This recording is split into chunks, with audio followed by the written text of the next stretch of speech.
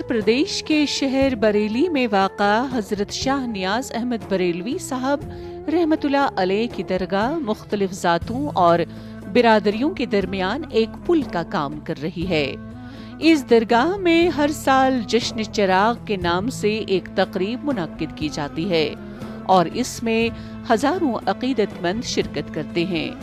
بریلی میں خانہ عالیہ نیازیہ میں یہ 300 برس قدیمی روایت ہے، جس میں تمام مذاہب کے زائرین اور عقیدت مندوں نے منت کا چراغ روشن کیا اور اپنی مرادیں مانگی۔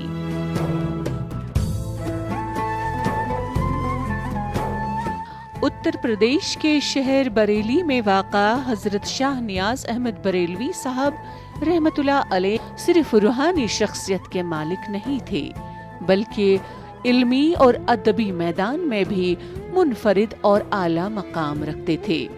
انہوں نے جس طرح تبلیغ اسلام کے سلسلے میں اپنی روحانیت کے ذریعے اہم کردار ادا کیا، وہیں علمی اور ادبی لحاظ سے بھی عظیم خدمات انجام دیں۔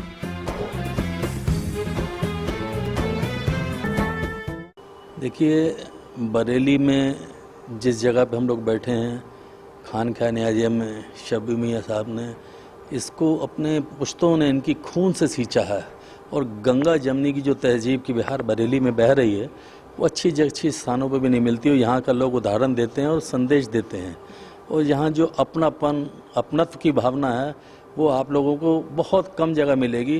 سکھ دکھ میں آپ کو محسوس نہیں ہوگا کہ کس کے یہاں غمی ہے، کس کے یہاں خوشی ہے، اور آپس میں گلے سے گلا ملا کے، کندھے سے کندھا ملا کے سب لوگ ایک جٹ ہو کے آپسی ایک مترائے ہو کے کرتے چلے آتے ہیں۔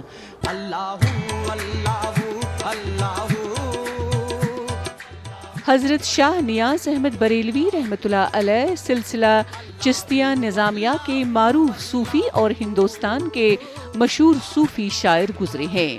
آپ رحمت اللہ علیہ ہندوستان کے صوبہ پنجاب کے سرہند علاقے میں 1173 میں پیدا ہوئے۔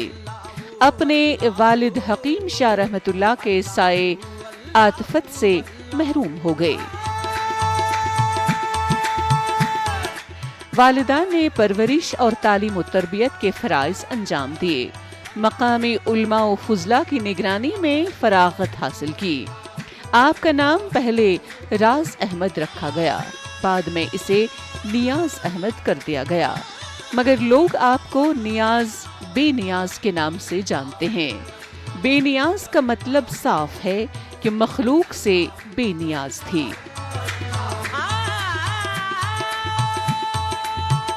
یہ درگاہ شہر کے خواجہ قطب علاقے میں واقع ہے اور تمام مذاہب کے لوگ درگاہ پر حاضری دیتے ہیں۔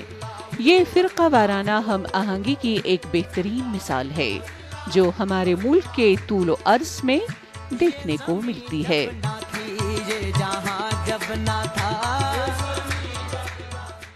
صوفی اسی کو کہتے ہیں کہ جو بنا بھید بھاؤ سب کے ساتھ محبت کے ساتھ اور پیار سے کام لے۔ وہ یہ مانے کہ جتنی بھی کریشن ہیں کسی بھی ذات کے ہوں، وہ یہ مانتا ہے کہ قرآن کے مطابق کہ ساری کریشن جو ہیں اور انسان جو ہیں وہ اللہ تعالیٰ کا عیال ہیں، اس کے پریوار ہیں۔ تو وہ سوچ کے کہ یہ نہیں کہ ہم اپنے بھائی یا اپنے ذات کے والوں کو کہیں، تو اس کا مطلب ہم نے اللہ کو مانا ہی نہیں۔ اللہ کو ہمارا ماننا تبھی ہے کہ جب ہم بنا بھید بھاؤ اللہ کے لیے سب سے پریم کریں۔ یہی خانقاہ صوفیہ اکرام کا، خانقاہوں کا پیغام ہے، اور یہی خانقاہ نیازیہ کا پیغام ہے۔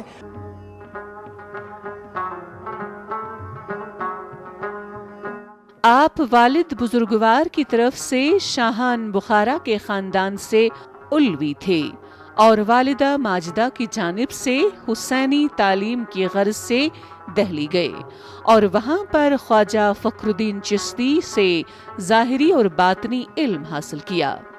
17 سال کی عمر میں ہی تفسیر، حدیث، اصول اور معقولات و منقولات کا علم حاصل کیا اور خواجہ فخر الدین چشتی نے انہیں کسب باطن کے لیے بیعت کر لیا۔ جلد ہی اپنے مرشد کے خلیفہ ہوئے اور رشد و ہدایت حاصل کرنے لگے۔ شاہ نیاز بریلوی رحمۃ اللہ علیہ خواجہ فخر الدین چشتی کے خلیفہ میں ممتاز حیثیت رکھتے تھے۔ اپنے پیر و مرشد کی صلاح پر ہی انہوں نے بریلی میں سکونت اختیار کی۔ ہندوستان میں تو معروف تھے ہی، بیرون ممالک مانند افغانستان، سمرقند، شیراز، بدخشاں اور عرب ممالک میں بھی ان کے عقیدت مند مرید اور خلیفہ بڑی تعداد میں موجود تھے۔ نیاز بریلوی رحمۃ اللہ علیہ نے سلسلہ قادریہ کے مشہور بزرگ حضرت سید عبداللہ بغدادی سے بھی روحانی فیض حاصل کیا اور ان کے داماد بھی ہوئے۔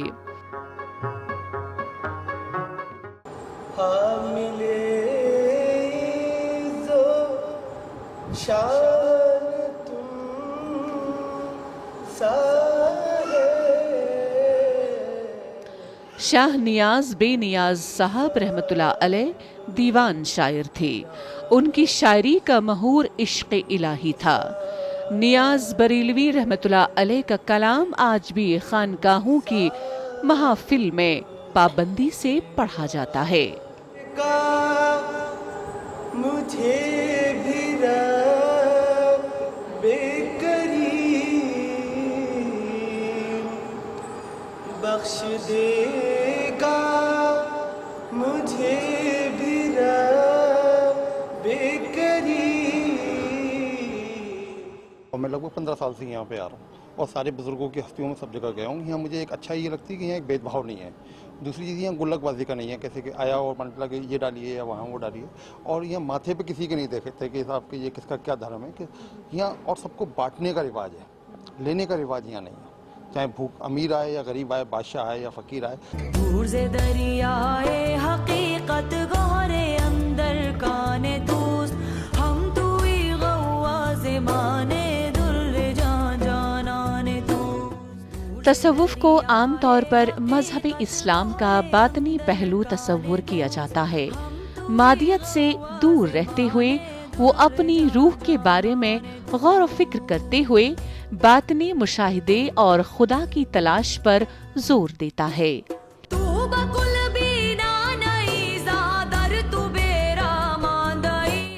اپنے باطن کو روشن کرنے کا عمل انسان کو دنیاوی مال و متاع کی فکر سے آزاد کر دیتا ہے اور اس کے اندر تقدس اور پاکیزگی پیدا کرتا ہے، یہاں تک کہ خدا اور روح کے درمیان کا فرق مٹ جاتا ہے۔ تصوف طریقت کے اصولوں پر عمل کرنے کا نام ہے۔ طریقت میں کئی سلاسل ہیں، لیکن مقصد سب کا ایک ہی ہے۔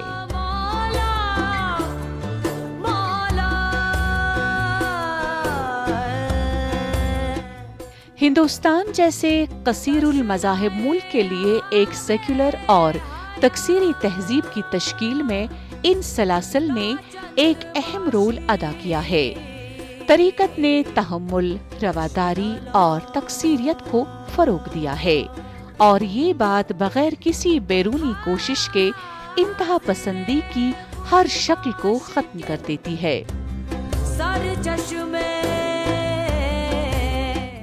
پزر دپان پنزن نٹک، اپز دپان لگی رس، محمد ترٲوِتھ ابلیس رٹک، سُچھے وچھان کھٹک کس۔ سچ اگر بولے گا تو وہ بول کر تھرائے گا اور مزے لے لے کے جھوٹ اپنی زباں پر لائے گا۔ جائے گا ذات محمد چھوڑ کر شیطان کے پاس اور خدا کی دی ہوئی نعمات کو جھٹلائے گا۔